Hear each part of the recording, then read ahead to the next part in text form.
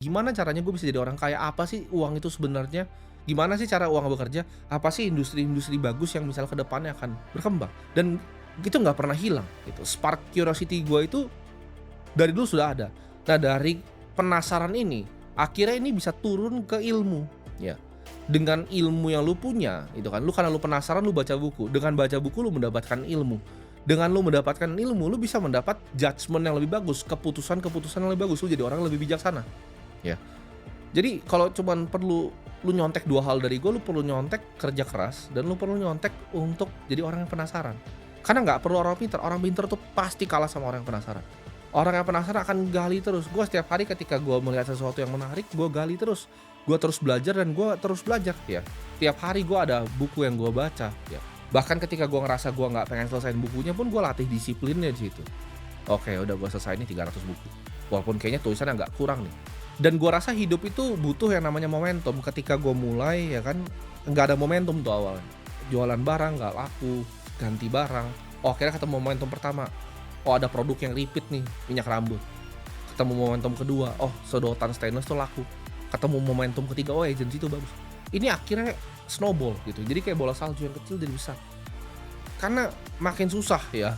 Ketika lu udah bergerak dengan cepat, untuk berhenti itu makin susah. Jadi momentum tuh harus di-keep, ya. Dan gue perhatikan dari semua teman-teman gue juga, ya, kurangnya kebahagiaan dari hidup itu ketika lu stop bertumbuh, lu stop growing jadi orang yang lebih besar. Contoh, ketika tadi hidup tuh punya momentum, lu akan rasa jadi orang yang happy. Tapi kenapa banyak orang sekarang Gen Z itu teriak, "Oh, saya depresi, saya depresi." Karena hidup lu nggak berkembang. Lu bangun, lu nggak ngapa-ngapain, lu nonton Netflix, nggak ada buku yang lu baca, ilmu lu nggak tambah, kebijaksanaan lu nggak tambah, kekayaan lu nggak bertambah, influence lu nggak nambah. Jadinya apa? Lu nggak punya agency terhadap hidup lu. Agency itu apa? Maksudnya lu nggak punya kontrol terhadap hidup lu. Ya. Hidup lu disetir sama orang, disetir sama waktu, disetir sama media. Lu tidur, bangun pagi, nonton Netflix, nonton TikTok, ulang lagi buka YouTube, nonton nggak penting lagi. Terus nggak ada, ibaratnya hidup lu ini ada statsnya ini gitu kan. Ada kepintaran, intelligence, ada apa, nggak ada yang nambah. Jadi manusia yang nggak bertumbuh, lu udah pasti jadi manusia yang depresi. Nah, dan problemnya sekarang kan bukan informasi, ya. Kayak gue bilang tadi, lu banyak banget konten tuh berseliweran, ya. Problemnya adalah fokus, bisa nggak lu fokus gitu dalam memilah mana yang sebaiknya gua tonton, mana yang sebaiknya gua nggak tonton. Karena gua kasih tahu ya, kalau lu bisa fokus ya dengan semua informasi yang ada di zaman era informasinya emas ini.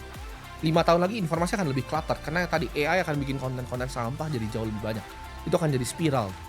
Lu pelajari beberapa industri gitu, AI yang akan mengubah bagaimana caranya manusia itu berpikir. Kita belajar juga blockchain gitu, gimana caranya manusia akan bertransaksi secara finansial di masa depan yang transparan tuh akan seperti apa. Belajar gitu, industri-industri yang akan maju, oh, energi terbarukan tuh seperti apa. Energi yang banyak dipakai tuh ke depannya apa aja gitu. Apakah batu bara itu masih akan terus dipakai atau enggak, ya. Dari situ apa aja sih bahan-bahan yang diperlukan. Gimana caranya bisa ciptain value.